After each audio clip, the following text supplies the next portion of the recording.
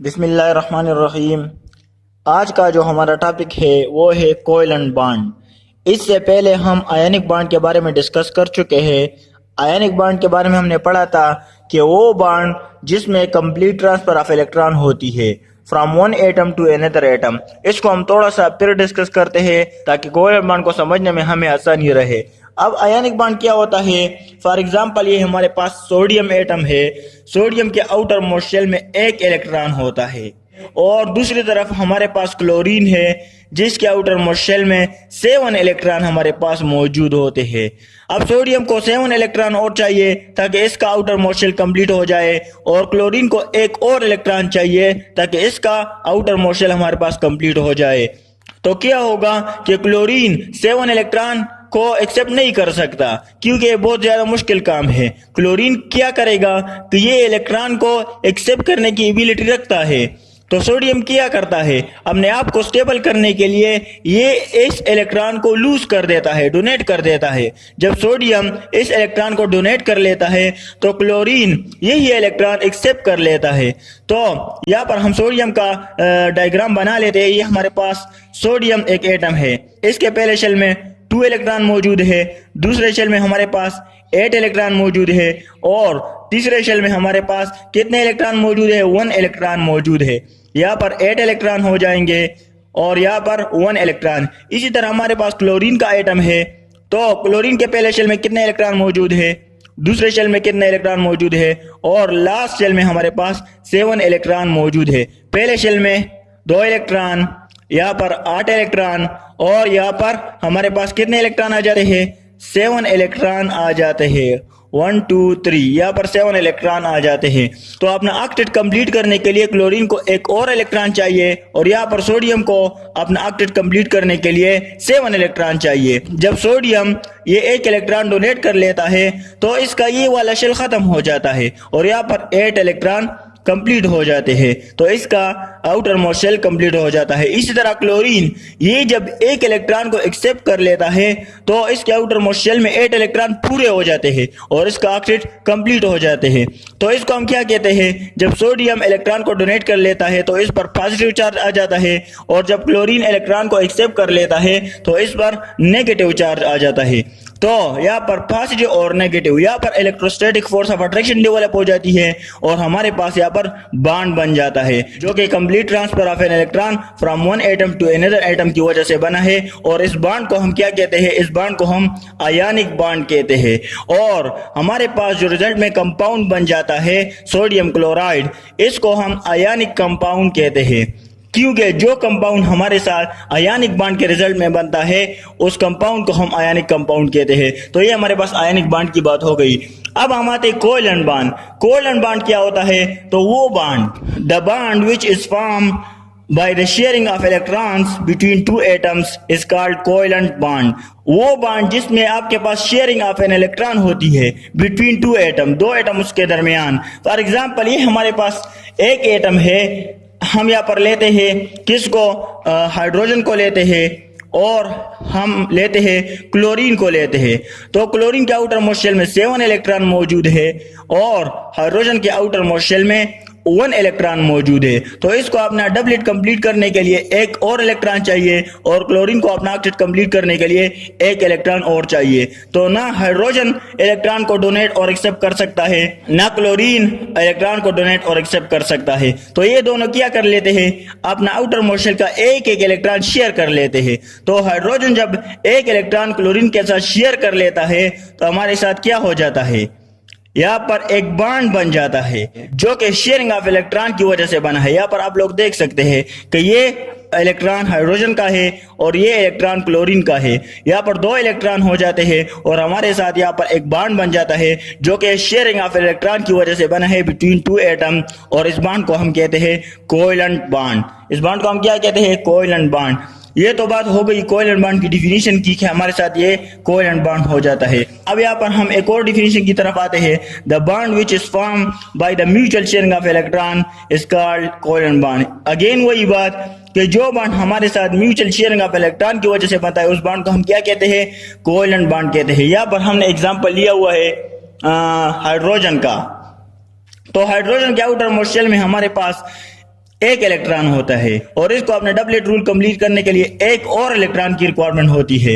यहाँ पर हमारे साथ ये क्या है, हाइड्रोजन का मॉलिक्यूल है और यहाँ पर हमारे साथ अनदर हाइड्रोजन है, इसके आउटर मोस्ट शेल में भी एक इलेक्ट्रॉन मौजूद है, तो इसको भी एक इलेक्ट्रॉन और चाहिए और इस हाइड्रोजन को भी एक इलेक्ट्रॉन और चाहिए। ना ये हाइड्रोजन इलेक्ट्रॉन को डोनेट और एक्सेप्ट कर सकता है, ना ये हाइड्रोजन इलेक्ट्रॉन को डोनेट और एक्सेप्ट कर सकता है। तो ये दोनों क्या कर लेते हैं कि इलेक्ट्रॉन को शेयर कर लेते हैं। ये इस हाइड्रोजन का इलेक्ट्रॉन है और ये वाला इस हाइड्रोजन का इलेक्ट्रॉन है, तो ये इलेक्ट्रॉन को शेयर करके बॉन्ड बनाते हैं। यहाँ पर ये शेयरिंग ऑफ इलेक्ट्रॉन की वजह से ये बॉन्ड बना हुआ है। तो इस बॉन्ड को हम कहते हैं कोवेलेंट बॉन्ड। यहाँ पर आप लोग देख सकते हैं, मैंने डायग्राम से भी आपको समझा दिया है। यहाँ पर आप लोग देख सकते हैं कि हाइड्रोजन प्लस हाइड्रोजन, यहाँ पर ये एक इलेक्ट्रॉन को शेयर करता है और ये अपना इलेक्ट्रॉन शेयर कर लेता है और रिजल्ट हमारे साथ एक बॉन्ड बन जाता है जिसको हम क्या कहते हैं, कोवेलेंट बॉन्ड कहते हैं और हमारे साथ कोवेलेंट मॉलिक्यूल बन जाता है H2। इसी तरह हमारे साथ ऑक्सीजन के केस में भी यही होता है और हाइड्रोक्लोरिक एसिड यानी HCl के केस में भी यही होता है कि हाइड्रोजन को एक इलेक्ट्रॉन की जरूरत होती है। इसी तरह क्लोरीन को भी अपना आउटर मोस्ट शेल कंप्लीट करने के लिए एक इलेक्ट्रॉन और चाहिए। तो ये क्या करता है, इलेक्ट्रॉन को शेयर करके बॉन्ड बनाता है और इस बॉन्ड को हम क्या कहते हैं, कोवेलेंट बॉन्ड कहते हैं। अब हमने पढ़ा है कि बॉन्ड हमारे साथ क्यों बनता है, why do atom form chemical bond, to get stability, क्योंकि हर चीज को स्टेबिलिटी चाहिए, तो इसी वजह से हमारे साथ बॉन्ड बनता है बिटवीन टू एटम्स। अब एक और बात कि बॉन्ड कैसे बनेगा हमारे साथ, तो हम एक और एग्जांपल लेते हैं। हमारे साथ क्या है, HCl है। यही एग्जांपल हम अगेन लेते हैं हाइड्रोजन। तो हाइड्रोजन के आउटर मोस्ट शेल में एक इलेक्ट्रॉन है और हमारे साथ क्लोरीन है जिसके आउटर मोस्ट शेल में 7 इलेक्ट्रॉन मौजूद है। इसको एक इलेक्ट्रॉन और चाहिए अपना ऑक्टेट कंप्लीट करने के लिए और इसको भी एक इलेक्ट्रॉन चाहिए अपना डुप्लेट रूल कंप्लीट करने के लिए। तो ये क्या करेगा, ये इलेक्ट्रॉन को शेयर करके बॉन्ड बनाएगा। अब यहाँ पर आप लोग देख सकते हैं कि ये हमारे साथ हाइड्रोजन का न्यूक्लियस है जिसके ऊपर पॉजिटिव चार्ज है और यहाँ पर एक इलेक्ट्रॉन मौजूद है। ये हमारे साथ क्लोरीन का न्यूक्लियस है जहाँ पर 2 इलेक्ट्रॉन और यहाँ पर 8 इलेक्ट्रॉन मौजूद है। यहाँ पर कितने इलेक्ट्रॉन मौजूद है, यहाँ पर 8 इलेक्ट्रॉन मौजूद है और लास्ट शेल में हमारे पास 7 इलेक्ट्रॉन मौजूद है। 1 2 3 4 5 6 और 7। तो यहाँ पर भी एक इलेक्ट्रॉन की जरूरत है और यहाँ पर भी एक इलेक्ट्रॉन की जरूरत है। इसके न्यूक्लियस पर भी पॉजिटिव चार्ज है और यहाँ पर इलेक्ट्रॉन पर नेगेटिव चार्ज है, यहाँ पर भी इलेक्ट्रॉन पर नेगेटिव चार्ज है। तो क्या होगा कि यहाँ पर फोर्स ऑफ अट्रैक्शन भी डेवलप होगी और फोर्स ऑफ रिपल्जन भी डेवलप होगी। हम यहाँ पर कंसेप्ट समझ रहे हैं कि हमारे साथ बॉन्ड कैसे बनेगा। तो बॉन्ड हमारे साथ इस तरह बनेगा कि यहाँ पर फोर्स ऑफ अट्रैक्शन भी डेवलप होगी और फोर्स ऑफ रिपल्जन भी डेवलप होगी। अब फोर्स ऑफ अट्रैक्शन क्यों डेवलप होगी, क्योंकि यहाँ पर आप लोग देख सकते हैं कि क्लोरीन के न्यूक्लियस पर पॉजिटिव चार्ज है और यहाँ पर जो इलेक्ट्रॉन है तो यहाँ पर नेगेटिव चार्ज है। तो यहाँ पर हमारे साथ फोर्स ऑफ अट्रैक्शन डेवलप होगी, यहाँ पर पॉजिटिव चार्ज और यहाँ पर नेगेटिव चार्ज, तो फोर्स ऑफ अट्रैक्शन यहाँ पर हमारे साथ डेवलप होगी। और यहाँ पर भी आप लोग देख सकते हैं कि हाइड्रोजन के न्यूक्लियस पर पॉजिटिव चार्ज है और यहाँ पर इलेक्ट्रॉन पर नेगेटिव चार्ज है, तो यहाँ पर भी फोर्स ऑफ अट्रैक्शन डेवलप होगी। लेकिन इसके साथ साथ हमारे साथ फोर्स ऑफ रिपल्जन भी डेवलप होगी। क्यों, क्योंकि हाइड्रोजन के न्यूक्लियस पर पॉजिटिव चार्ज है और क्लोरीन के न्यूक्लियस पर भी पॉजिटिव चार्ज है, तो यहाँ पर पॉजिटिव और पॉजिटिव एक दूसरे को रिपेल करेंगे, तो यहाँ पर फोर्स ऑफ रिपल्जन भी डेवलप होगी। यहाँ पर इलेक्ट्रॉन और इलेक्ट्रॉन नेगेटिव नेगेटिव, तो यहाँ पर भी फोर्स ऑफ रिपल्जन डेवलप होगी। तो हम कह सकते हैं कि हमारे साथ 2 type of force of attraction develop होती है यहाँ पर और 2 type of force of repulsion develop होती है। तो ये तो एक दूसरे को कैंसल आउट कर देते हैं और हमारे साथ बॉन्ड नहीं बनेगा, लेकिन हकीकत में ऐसा नहीं होता क्योंकि फोर्स ऑफ अट्रैक्शन डोमिनेट हो जाती है फोर्स ऑफ रिपल्जन पर। तो हमारे साथ क्या होता है कि हमारे साथ शेयरिंग ऑफ इलेक्ट्रॉन हो जाती है और हमारे साथ पॉजिटिव और नेगेटिव का कोई कंसेप्ट नहीं बनता। यहाँ पर कि हाइड्रोजन पर पॉजिटिव चार्ज आ जाता है और क्लोरीन पर नेगेटिव चार्ज आ जाता है, ये कंसेप्ट यहाँ पर नहीं बनता और हमारे साथ सिर्फ इलेक्ट्रॉन की शेयरिंग हो जाती है बिटवीन द 2 एटम्स। यहाँ पर हाइड्रोजन और क्लोरीन अपने आउटर मोस्ट शेल का एक एक इलेक्ट्रॉन शेयर कर देता है और बॉन्ड बन जाता है जिसको हम कोवेलेंट बॉन्ड कहते हैं और इसी तरह हमारे साथ बॉन्ड बन जाता है। अब बॉन्ड कैसे बनेगा, फोर्स ऑफ अट्रैक्शन भी डेवलप होती है, फोर्स ऑफ रिपल्जन भी डेवलप होती है, लेकिन फोर्स ऑफ अट्रैक्शन डोमिनेट हो जाती है फोर्स ऑफ रिपल्जन पर। तो हमारे साथ दोनों एटम एक एक इलेक्ट्रॉन शेयर करके बॉन्ड बना लेते हैं और इस बॉन्ड को हम कोवेलेंट बॉन्ड कहते हैं। कहते हैं जो शेयरिंग ऑफ इलेक्ट्रॉन की वजह से बनता है। अब हम आते हैं टाइप्स ऑफ कोवेलेंट बॉन्ड की तरफ। तो हमारे साथ 3 टाइप्स है। The first one is single covalent bond, the second one is double covalent bond, the third one is triple covalent bond. अब हम डिस्कस करते हैं सिंगल कोवेलेंट बॉन्ड को। सिंगल कोवेलेंट बॉन्ड क्या होता है? The bond in which 2 atoms share 1 electron in each to form a pair of electron is called single covalent bond. वो bond जिसमें हर एटम अपना आउटर मोस्ट शेल का एक एक इलेक्ट्रॉन शेयर करके बॉन्ड बना लेते हैं, तो इसको हम क्या कहते हैं? Single covalent bond. यहाँ पर शेयरिंग ऑफ इलेक्ट्रॉन तो होती है, लेकिन एक इलेक्ट्रॉन जब हर एक एटम शेयर करता है तो यहाँ से हमारे साथ जो बॉन्ड बनेगा इसको हम कहते हैं सिंगल कोवेलेंट बॉन्ड। यहाँ पर हम एग्जांपल लेते हैं और इसको हम रिप्रेजेंट करते हैं सिंपल स्ट्रेट लाइन से, इसको हम रिप्रेजेंट करते हैं। अब हम यहाँ पर एग्जांपल को डिस्कस करते हैं सिंगल कोवेलेंट बॉन्ड। यहाँ पर आप लोग देख सकते हैं कि हमने एग्जांपल के तौर पर हाइड्रोजन का मॉलिक्यूल लिया है, क्लोरीन का मॉलिक्यूल लिया है और F2 का मॉलिक्यूल लिया है, एटसेट्रा। और यहाँ पर हाइड्रोक्लोरिक एसिड भी आप ले सकते हैं। तो हम क्लोरीन को ले लेते हैं। यहाँ पर क्लोरीन के आउटर मोस्ट शेल में 7 इलेक्ट्रॉन मौजूद है, यहाँ पर आप लोग देख सकते हैं। और हमारे साथ अनदर जो क्लोरीन है इसके आउटर मोस्ट शेल में भी 7 इलेक्ट्रॉन मौजूद है। तो ये क्या करते हैं? ये अपने आउटर मोस्ट शेल का एक एक इलेक्ट्रॉन शेयर करके बॉन्ड बना लेते हैं।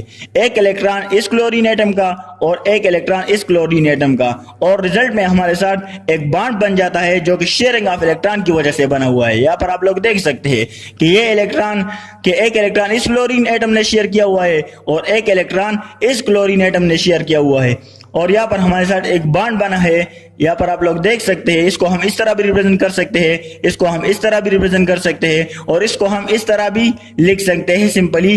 तो इसको हम क्लोरीन मॉलिक्यूल कहते हैं, और हमारे साथ एज अ रिजल्ट हमारे साथ कोवेलेंट बॉन्ड बन जाता है और स्टेबल मॉलिक्यूल हमारे साथ बन जाता है, क्लोरीन मॉलिक्यूल, या इसको हम मॉलिक्यूल ऑफ क्लोरीन कहते हैं। इसी तरह हमारे साथ CH4 मौजूद है, मीथेन का मॉलिक्यूल, जिसमें सिंगल बॉन्ड मौजूद है। अब कार्बन के आउटर मोस्ट शेल में 4 इलेक्ट्रॉन मौजूद होते हैं। अपना ऑक्टेट कंप्लीट करने के लिए इसको 4 इलेक्ट्रॉन और चाहिए। तो ये न तो इलेक्ट्रॉन को डोनेट कर सकता है और न इलेक्ट्रॉन को एक्सेप्ट कर सकता है। तो ये क्या करेगा? ये इलेक्ट्रॉन को शेयर करके बॉन्ड बनाएगा और अपना आप को स्टेबल करेगा। तो ये क्या करता है? 4 हाइड्रोजन के साथ बाइंड होकर अपने आप को स्टेबल कर सकता है। ये फॉर एग्जांपल ये हमारे साथ क्या है? ये हमारे साथ कार्बन है। यहाँ पर एक इलेक्ट्रॉन, यहाँ पर एक इलेक्ट्रॉन, और यहाँ पर एक इलेक्ट्रॉन, और यहाँ पर एक इलेक्ट्रॉन। तो ये 4 हाइड्रोजन के साथ बाइंड होकर अपने आप को स्टेबल करेगा। तो कार्बन अपना एक इलेक्ट्रॉन इस हाइड्रोजन के साथ शेयर करता है, और कार्बन अपना दूसरा इलेक्ट्रॉन इस हाइड्रोजन के साथ शेयर करता है, और कार्बन अपना तीसरा इलेक्ट्रॉन इस हाइड्रोजन के साथ शेयर करता है, और कार्बन अपना चौथा इलेक्ट्रॉन इस हाइड्रोजन के साथ शेयर करके बॉन्ड बना लेता है। तो एक इलेक्ट्रॉन इस हाइड्रोजन का और एक इलेक्ट्रॉन इस कार्बन का, एक इलेक्ट्रॉन इस हाइड्रोजन का और एक इलेक्ट्रॉन इस कार्बन का, एक इलेक्ट्रॉन इस हाइड्रोजन का और एक इलेक्ट्रॉन इस कार्बन का। इसी तरह सेम एक इलेक्ट्रॉन इस हाइड्रोजन का और एक इलेक्ट्रॉन इस कार्बन एटम का। तो यहाँ पर 1 2 3 4 और यहाँ पर इलेक्ट्रॉन इसके साथ शेयर किया हुआ है, इस हाइड्रोजन ने, इस हाइड्रोजन ने भी, इस हाइड्रोजन ने भी और इस हाइड्रोजन ने भी। तो कार्बन का अपना ऑक्टेट कंप्लीट हो गया और हाइड्रोजन का भी डुप्लेट हमारे साथ कंप्लीट है, क्योंकि यहाँ पर एक इलेक्ट्रॉन तो मौजूद है और एक इलेक्ट्रॉन इसने इस कार्बन एटम के साथ शेयर किया हुआ है। तो ये भी हमारे पास स्टेबल है, ये भी हमारे पास स्टेबल है, ये भी हमारे पास स्टेबल है और ये भी हमारे पास स्टेबल है। तो एज अ रिजल्ट हमारे साथ मीथेन का मॉलिक्यूल बन जाता है CH4 और ये हमारे पास एक स्टेबल मॉलिक्यूल है। और इस बॉन्ड को हम कहते हैं, कौन सा बॉन्ड? इसको हम कहते हैं सिंगल कोवेलेंट बॉन्ड। इसको हम सिंगल कोवेलेंट बॉन्ड कहते हैं। और ये क्यों बना हुआ है और कैसे बना हुआ है?